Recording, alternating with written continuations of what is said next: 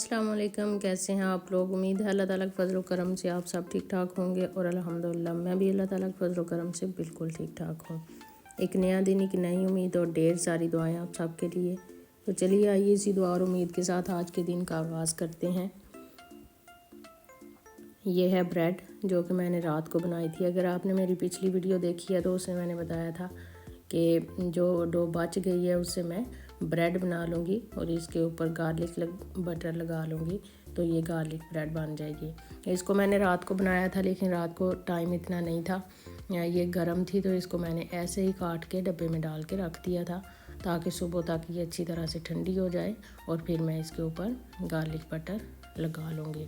तो अभी मैं बच्चों को छोड़ के स्कूल वापस आई हूँ और सबसे पहला काम मैंने यही करना था क्योंकि बाद में मुझे भूल जाता होता है और फिर जो काम करने वाला होता है वो उधर ही पड़ा रहता है। तो यहाँ पे मैंने लिया है बटर और उसमें ऑर्गेनो ऐड की है थोड़ी सी और इसमें जाएगा ढेर सारा लहसुन, क्योंकि ब्रेड ज़्यादा है तो इसलिए मुझे ज़्यादा बटर बनाना था तो उसी हिसाब से फिर मैंने लहसुन ऐड किया था। इसको मैंने थोड़ा सा मेल्ट कर लिया था। ये मेल्ट कर लेने से जो गार्लिक है वो अच्छी तरह से मिक्स हो जाता है। कुछ लोग इसको थोड़ा सा फ्राई भी करते हैं, थोड़ा सा कुक कर लेते हैं कि इसका जो कच्चापन है वो ख़त्म हो जाए, लेकिन मैं ऐसा नहीं करती। मैं बटर में ऐसे ही इसको ऐड कर लेती हूँ क्योंकि जब इसको हम ब्रेड के ऊपर लगाते हैं तो जब ब्रेड को कुक करते हैं तो ये खुद ही कुक हो जाता है और अगर पहले से कुक किया हो और फिर बाद में भी इसने कुक होना होता है तो फिर ओवर कुकिंग हो जाता है। इसलिए अगर तो मैंने गार्लिक बटर जो है वो बना के रखा हो तो वो फिर जमा हुआ होता है और उसको नाइफ़ के साथ भी हम लगा सकते हैं, लेकिन ये मेल्ट हो गया था तो इस वजह से इसने ब्रश के साथ ही लगना था, इसलिए मैंने ब्रश ले लिया और ब्रश के साथ इसको सारी ब्रेड के ऊपर लगा लिया थोड़ा थोड़ा और इसको मैं फैला के इसी तरह ट्रे में रख दूँगी फ्रीज़र में। जब ये फ्रीज़ हो जाएंगे फिर इनको इकट्ठा करके एक डिब्बे में डाल दूँगी, क्योंकि अगर हम ऐसे ही इसको फ्रीज़ कर लेंगे तो फिर ये एक दूसरे के साथ जुड़ जाती है और फिर इसको उतारना मुश्किल हो जाता है। ऐसे में आपको जितने पीस चाहिए हो उतने आप आसानी से ले सकते हैं, लेकिन जब एक साथ जुड़ी होगी तो फिर आपको उसको थोड़ा सा मेल्ट करना पड़ेगा, डीप फ्रीज़ करना पड़ेगा और फिर आप उससे पीस उतार सकते हैं। तो ये बहुत ही बेस्ट आइडिया है कि आप इसी तरह इसको फ्रीज़र में रख दें और जब फ्रीज़ हो जाए अच्छी तरह तो उसके बाद फिर इसको डब्बे में डाल के रख लें ताकि बाद में जितने पीस आपको चाहिए हो आप आसानी से ले सकें। जी, तो अभी आते हैं अपनी रेसिपी की तरफ। आज आपके साथ मैं शेयर करूंगी नान की रेसिपी और साथ में हम बनाएंगे सीख कबाब का सालन। वो किस तरह से बनाएंगे पूरा प्रोसेस जो है इस वीडियो में स्टेप बाय स्टेप मैं शेयर करूंगी। वीडियो को शुरू से आखिर तक देखिएगा और वीडियो को स्किप मत कीजिएगा। और अगर आप मेरे चैनल पे नए हैं तो काइंडली मेरे चैनल को सब्सक्राइब कर लीजिएगा और बेल आइकन को लाजमी प्रेस कीजिएगा ताकि हर नई आने वाली वीडियो का नोटिफिकेशन आपको उसी वक्त मिल सके। जी, तो यहाँ पे मैं तैयार कर रही हूँ मसाला सीख कबाबों के लिए। एक तो मुझे इस तरह से स्लाइसिस में प्याज चाहिए थे, वो मैंने कटिंग कर लिए है। साथ में हम ऐड करेंगे बंद गोभी और बेल पेपर। तो ये सारी चीज़ें मैं पहले से कटिंग करके रख लूँगी क्योंकि जब रेसिपी बनानी होती है अगर तो बच्चे स्कूल हो तब मैं बनाऊँ तो फिर तो मैं साथ साथ ही कटिंग कर लेती हूँ और साथ साथ ही बना लेती हूँ, लेकिन अगर शाम को बनानी हो खाने के टाइम पे, क्योंकि कुछ चीज़ें ऐसी होती हैं जो पहले बना के रख लें और बाद में उनको खा लें तो उनका टेस्ट चेंज नहीं होता, लेकिन कुछ चीज़ें ऐसी होती हैं जिनको उसी वक्त बना के खाएं तो ही उनका सही तरह से मज़ा आता है। तो इसलिए मैं अब कुछ चीज़ें इसी वक्त तैयार कर लूँगी और बाकी का प्रोसेस जो है वो बाद में करूँगी, लेकिन आपको मिलेगा इसी वीडियो में।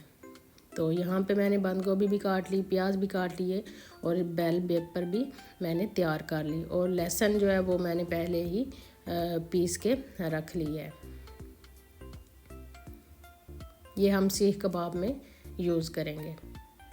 सीख कबाब जो है वो मैं बनाऊँगी नहीं, वो बने बनाए हैं, लेकिन उनकी हांडी किस तरह से मैं बनाती हूँ वो मैं आपके साथ शेयर करूँगी।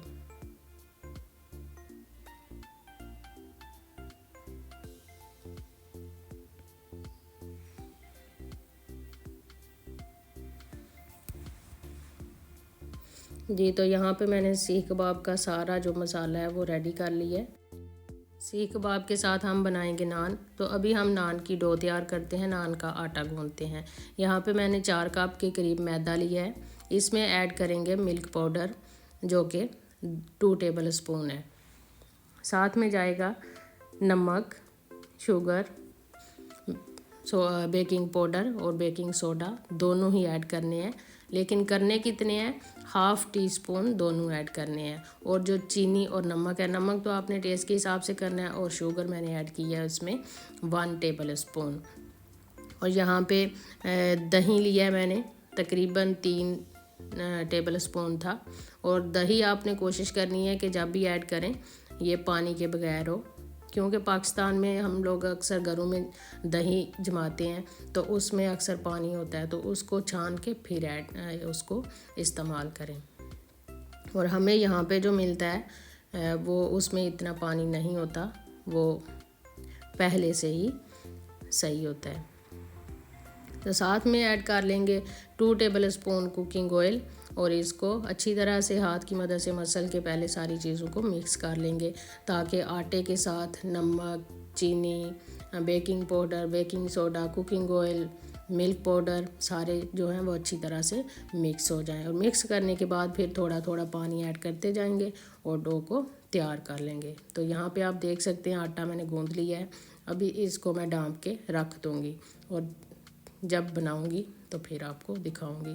डो को वैसे भी रेस्ट चाहिए होती है, इसको आप 15 से 20 मिनट तक रेस्ट दे के फिर भी बना सकते हैं। और अगर आपने बाद में बनाने हैं तो आप 3-4 घंटों के बाद भी इसको यूज़ कर सकते हैं। तो अब हम सीख कबाब की हांडी तैयार करेंगे, उसके लिए मसाला तैयार करेंगे। पहले कुकिंग ऑयल ऐड करेंगे, उसमें ऐड कर देंगे थोड़ा सा ज़ीरा, उसको कड़कड़ाएंगे और साथ ही चॉप की हुई प्याज ऐड कर देंगे। ये मसाला हमने थोड़ा खड़ा खड़ा रखना है, इसकी ग्रेवी बिल्कुल भी नहीं बनानी। इसमें साथ ही ऐड कर देंगे लहसुन। और जो मसाला हमने बनाना है इसको बहुत ज़्यादा हमने फ्राई नहीं करना, इसका कलर चेंज हमने नहीं करना, बस थोड़ा थोड़ा कुकिंग करना है, इसका कच्चापन ख़त्म करते जाना है और बाकी के जो मसाला जाते हैं वो ऐड करते जाने हैं। टमाटर भी ऐड कर दिए हैं मैंने, हरी मिर्चें भी ऐड कर दी हैं। इनको अच्छी तरह से मिक्स करने के बाद खुश्क मसाले इसमें जाएंगे, हल्दी पाउडर, लाल मिर्चों का पाउडर, नमक, धनिया पाउडर। यहाँ पे आप काली मिर्चें और ज़ीरा पाउडर भी ऐड कर सकते हैं, लेकिन मैं ज़ीरा पाउडर इसलिए नहीं ऐड कर रही क्योंकि मैंने पहले ही ज़ीरा ऐड कर लिया था। थोड़ा सा पानी ऐड करेंगे ताकि मसाले और ताकि जो मसाले हैं वो आपस में अच्छी तरह से मिक्स हो जाएं, क्योंकि जब तक हम पानी ऐड नहीं करते मसाला अच्छी तरह से नहीं बनता। तो ये थे सीख कबाब। इनको मैंने फ्रीज़र से निकाल के डीप फ्रीज़ कर लिया था, सुबह के निकाल के रखे हुए थे, और फिर मैंने थोड़ी देर के लिए इनको एयर फ्रायर में रख दिया था काट के। अभी इनको अच्छी तरह से मिक्स करेंगे। बहुत ज़्यादा इनको कुक करने की ज़रूरत नहीं पड़ेगी क्योंकि ये पहले ही पके हुए हैं। जस्ट हमने थोड़ा सा इनको मसाले के साथ मिक्स करना है ताकि मसाला इनके साथ अच्छी तरह से मिक्स हो जाए।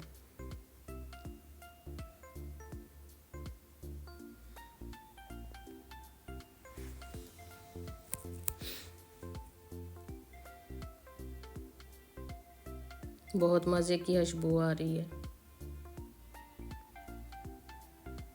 ये इस तरह की जो चीज़ें होती हैं ना, ये उसी वक्त बना के खाने वाली होती हैं। इनको अगर बना के तो रख दिया जाए और बोला जाए कि बाद में गर्म करके खाएंगे तो बाद में वो वाली चस नहीं आती, फिर चस सारी ख़राब हो जाती है। तो इसलिए मैं इस तरह की जो भी चीज़ बनाती हूँ, वो चाहे बिरयानी है, चावल पुलाव बनाना है या फिर नान वगैरह बनाने हैं, तो मैं उसी वक्त बनाती हूँ और उसी वक्त खाती हूँ, फिर ही मज़ा आता है। ऐसे खाने की चाह खत्म करके फिर खाने का क्या फ़ायदा। तो मैं सुबह मसाला जात वगैरह सारी तैयार करके रख देती हूँ और जब खाने का टाइम हो तो उस वक़्त हम लोग फिर बना लेते हैं। तो यहाँ पे हमारे सीख कबाब जो हैं बिल्कुल रेडी हैं। अभी हम जो मैंने प्याज और बंद गोभी और बेल पेपर वगैरह कटिंग किए थे वो ऐड करेंगे। उनको हमने थोड़ा सा ही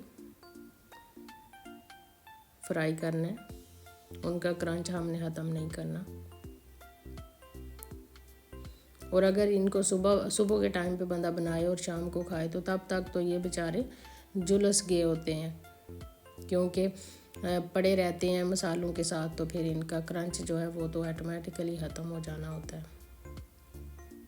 अब इन सब्जियों के ऊपर थोड़ा सा नमक का छिड़काव कर लेंगे, काली मिर्चें छिड़केंगे और लेमन का जूस ऐड करेंगे। अगर आपके पास लेमन का जूस नहीं है तो आप उसको स्किप भी कर सकते हैं, लेकिन अगर आप करेंगे तो बहुत ही मज़ा आएगा।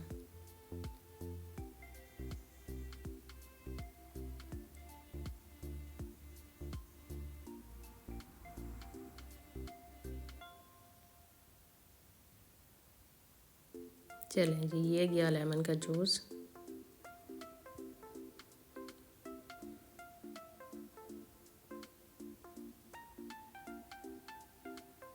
ये एक लेमन था जिसका मैंने पूरे का जूस इसमें ऐड किया था।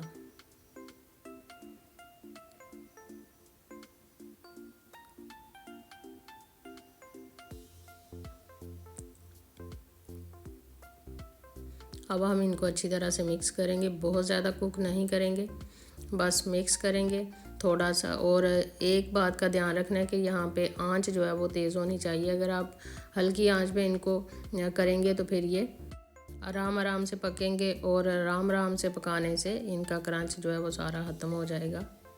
इसलिए इनको तेज़ आंच पे थोड़ी देर के लिए ही मिक्स करना है। जैसे ही मसाला वगैरह मिक्स हो जाए फिर इनको कबाबों के साथ मिक्स कर लेंगे, और मिक्स करने के बाद थोड़ी देर के लिए छोड़ देंगे। इनके साथ हम बनाएंगे फ़्राइज़। वो मैं आपके साथ शेयर नहीं करूँगी फ़्राइज़ वाली रेसिपी, क्योंकि फ़्राइज़ बने बनाए हैं, उनको जस्ट मैंने रखा था एयर फ्राई में और वो खुद ही बन गए थे, तो इसलिए वो ऐड करने की ज़रूरत नहीं थी।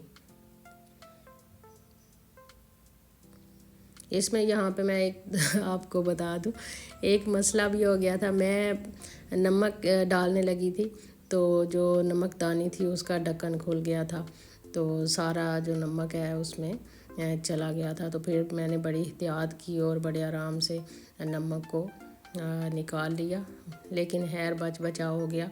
नमक जो है वो कबाबों में ज़्यादा नहीं हुआ।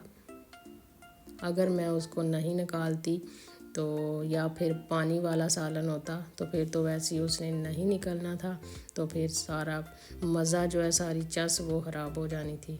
तो खैर अल्लाह का शुक्र ये शोरबे वाला सालन नहीं था, तो उसको मैंने फिर उधर से उतने कबाब, उतने बंद गोभी वगैरह सारा कुछ उठा के बाहर निकाल लिया था।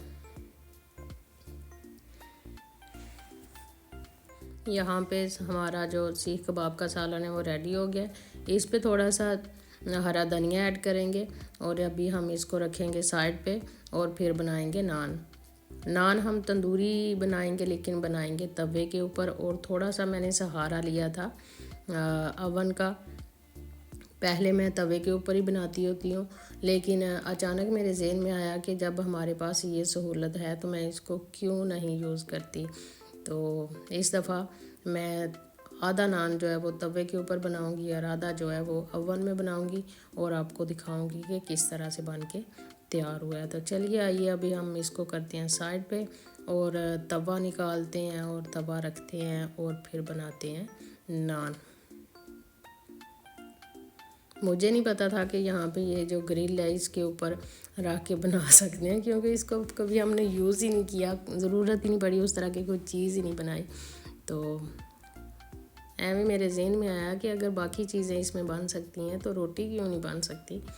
तो फिर मैंने ट्राई किया तो बहुत ही मज़े के बन गए थे। ऐसे मैं उनको जब तवा उलट के बनाती थी तो इतना मुश्किल हो जाता था ना, फिर उसको नीचे हो के देखना कि पका है या नहीं पका। तो वैसे ग्रिल में तो इतना मज़े का बन गया था आसानी के साथ।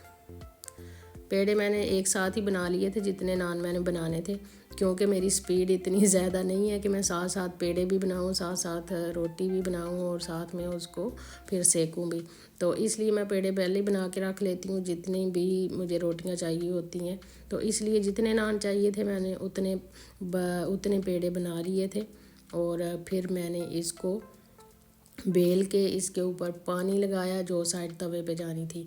और ये देखें माशाल्लाह से तवा हमारा बिल्कुल गर्म होगा ना तो उसी वक्त हमारा नान जो है वो फूलना स्टार्ट कर देगा। अगर हम ठंडे तवे पे डाल देंगे तो फिर हमारा जो रोटी है नान है वो सही तरह से नहीं बनते। तो ये देखें जी माशाल्लाह से फटाफट से नान बन के तैयार हो गया। फिर इसके ऊपर मैंने बटर लगा लिया और इसी तरह करके बाकी वाले नान भी बना लिए थे। जैसे ही आपने तवे पे नान को डालना है उसके ऊपर इस तरह के बबल आने स्टार्ट हो जाने हैं तो फिर इसको हमने ग्रिल में रख देना है। तो एकदम से 2 मिनट भी नहीं लगते तो नान हमारा रेडी हो जाता है। तो यहाँ पे हमारे चिप्स भी रेडी हो गए, नान भी रेडी हो गए। अभी आपको तोड़ के मैं दिखाती हूँ कि कितने नरम नान बन के रेडी हुए हैं। ये देखें अंदर से इतने नरम है, ऊपर से वो जैसे तंदूर में रोटी लग के नहीं होती ताज़ी ताज़ी, सेम उसी तरह के। तो मैं इनको ज़्यादा देर इधर रख के ठंडा नहीं करना चाहती थी, इसलिए मैंने जल्दी से इधर से वीडियो को क्लोज़ करने की कोशिश की।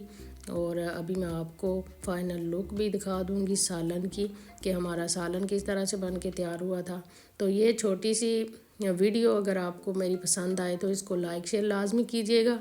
अपना ढेर सारा याद रखिएगा, दुआ में याद रखिएगा। मिलूँगी एक नेक्स्ट वीडियो के साथ, तब तक के लिए मुझे दीजिए इजाज़त। अल्लाह हाफिज़।